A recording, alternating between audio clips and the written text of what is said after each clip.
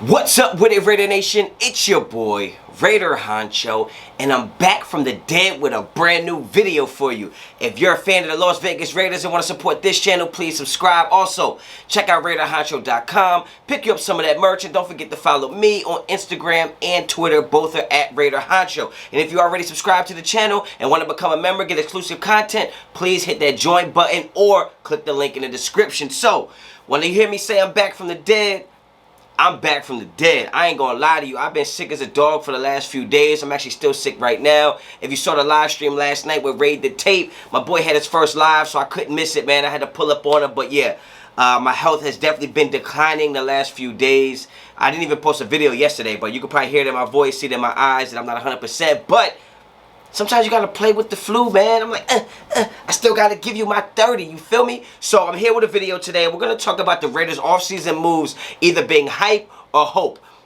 And now what I mean by that is that the people that we signed, are they actually going to bring some productivity to the team? Are they actually going to have a positive effect on the locker room? Are they going to be good players? Or is it just hype? Is it just a hype over the player, the cachet of the name on the jersey and not the game on tape? So we're going to get into that. I'm not going to talk about every single player that we picked up. I'm just going to talk about some of the ones that stand out to me, right? So let's get right into it. My first one we're going to talk about is going to be Solomon Thomas, defensive tackle, former 49er, former first-round pick. And is this going to be hyper hope, right? Now, let's get into it, right? This is a guy that has a big name. This is a guy that has a lot of cachet, a lot of glitz and glamour to it. Like, it's a sexy pick on paper because we know he's only 25 years old. We know he's a big body. We know that he's coming off an injury and he might be hungry, right? We gave him a one-year, $5 million deal. That's not really too binding to me. I think we eat $2 million if we get rid of him. But this is a guy that, if we get the best of the best with him, he could be a guy that gives you 8, 9 sacks, possibly, right? Nothing crazy, knock you out the park, knock you out your seat or out your socks. But there's just a lot of ifs with him. And I think it does hurt him that he was picked early in the first round. I think he might have been a top 5 pick or whatever the case may be. He was a number 1 for the 49ers. But in my opinion, this pick is not hopeful. This pick is all hype for me. This pickup and this transaction of acquiring Solomon Thomas, to me, is going to be all hype. And that's just my opinion. Obviously, I got to see it on the field. He's coming off an injury. Supposedly, he played out of position. We all know what it looks like when a player plays out of position. But for me, I just think the Raiders fan base is more excited over the fact that he's a former first-round pick, top 5 touted talent. And I just think that that means that the Raiders are more excited about it, right? He's only 25 years old. He could be this. He could be a steal. He could be a diamond in the rough. But I feel like the Raiders go after too many diamonds in the rough. And it's not a diamond in the rough if you go take 12 people and they're all diamond in the rough. That's not what that means. So when you pick up 11, 13 defensive guys in one offseason, they all can't be diamond in the roughs, right? When you take 5 guys in a draft that are like, they could be a diamond in the rough. Not all of them can be. Sometimes when these guys are that available, it's a reason for it. And I think the Solomon Thomas deal, I wouldn't be surprised if he gets cut.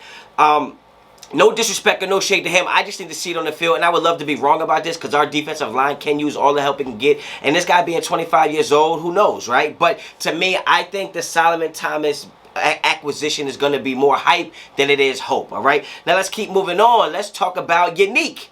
I think I said his name right finally. If I don't give a damn. It's all respect. It's all love for the brother. It's either Yannick, Unique, or Yannick. One of them. I don't know, man. But it's one of the Yannicks, Unique, Yannick. One of them. I think this pick is actually going to be hope. This is not hype. This is a player that can turn around our defense. This is a player that definitely adds a little bit of credibility to our defensive line. And this guy's going to make plays for us. This guy's it's going to come through on the tape. It comes through on the film. This guy's an actual bona fide stud as a player. I'm glad we got him. I'm just not sure if it's going to be a one-year rental or if he's going to be somebody that stays with the Raiders long-term. Because, I mean, when you think about Crosby, Cleve Farrell, and Kuntz, who we just drafted, it kind of feels like they all kind of have that same type of game style, right? Not saying they're all on the same level, but is this one of those situations where You bring a guy like this in, and he teaches these other guys how to play the position, and then we move on from him, right? I'm not sure, but I just think he's going to have a positive impact on our team, and that's why I'm giving him a hope grade.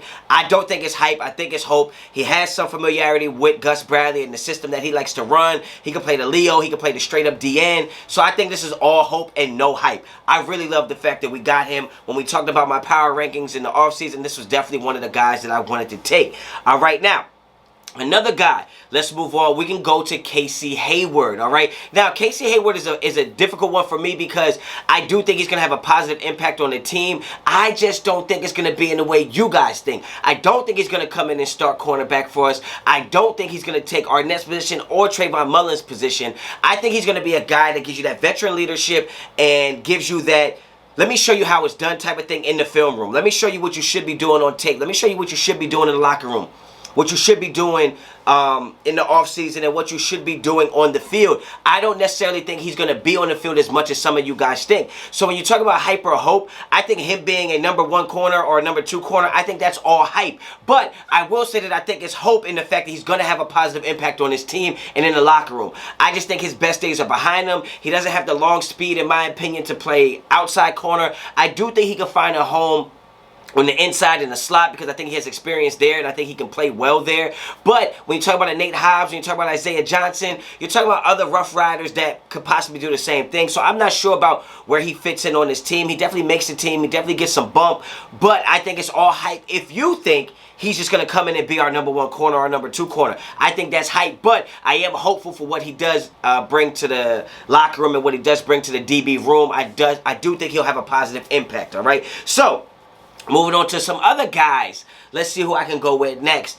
I'm going to talk about the guy we bought in, and we're talking about wide receivers, and I'm going to give you 2 of them. We're going to talk about Snead, and we're going to talk about John Brown. And I'm going to just tell you right off the bat that I think these are more hype than hope. I think these are 2 guys that are just veterans. These are 2 guys that have been in the NFL a while. I do think they'll have positive impacts on Ruggs and Hunter Renfrow as far as route running and being smaller stature guys. I think they all kind of do the same thing. But if you think that John Brown's going to come in and be a day 1 starter at wide receiver, it is all hype. He is not. I don't think he'll start over Henry Ruggs. I don't think he'll start over Brian Edwards. So I have to give him the hype. When you talk about Snead, I definitely think this is hype. If you think he's going to come in and have an immediate impact at all, I do think he makes the roster. I do think he's one of the top 6 receivers that we keep. But if you think he's going to come in and just be a dominant wide receiver because he's played with Drew Brees or whatever the case may be, I think that is all hype. And I think you're more hopeful that those things happen, but I don't think it's much hope at the end of that tunnel, if you know what I'm saying.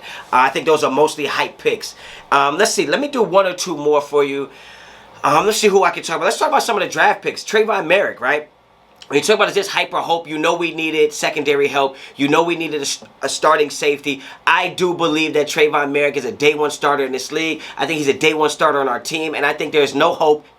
I'm bugging. There is no hype. This is all hope. Trayvon Merrick is the real deal. I think he's going to be one of our best players on this team overall. I think he's an intellectual player. He has the IQ to be successful. He has the skills that pays the bills. And he also has all the intangibles that you want. So I think there is no hype, all hope for Trayvon Merrick. And that leads me to the last guy I want to talk about, and that is Carl Joseph.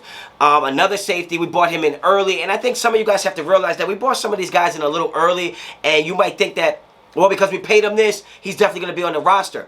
I'm not sure about that. Carl Joseph is a guy that I wouldn't be surprised if he was cut. I don't think he will be, but it wouldn't surprise me if he is. I think the Carl Joseph signing and thinking he's going to be a starter is just all hype. I don't think Carl Joseph has the skills to pay the bills to be a starter. I think he's going to be in the secondary. He's going to get bumped, versatile. He can play free and strong, but I think he's going to play mostly in the box. I think he represents the Jonathan Abram, like, backup role, but I also think Divine Diablo could play that backup role to Jonathan Abram too, so I'm not really sure. But if you think Carl Joseph is going to come and have an impact on the field and lead the team in tackles or interceptions, I think that's all hype and no hope. So I'm not sure that's going to play out, but that's my list. Get down in the comments. Let me know what you think about the list. Let me know who you think is hype. Let me know who you think is hope. If you like the video, like the video. If you like the content on this channel, please subscribe to the channel. And I will admit, man, I'm feeling terrible. I thought I was going to feel a little better doing this video, but the more I talk, the more my throat hurts, my chest hurts. So I'm going to sign off. I'm going to hydrate. I'm going to go rest. Got some schoolwork I got to do. But I appreciate everybody that's been supporting. We're approaching 7,000 subs. So I really appreciate everybody. If you want to become a member to this channel, hit the join button or hit the link in the description. And yeah, let me know what y'all think about this list and add something in there that I didn't talk about. There's a lot of players we added to this team. And let me know if you think they're hyper hope. So until the next time, when I'm feeling a little better and I ain't so damn sick and I ain't under the weather, bars, you already know the vibes. Raider Honcho out.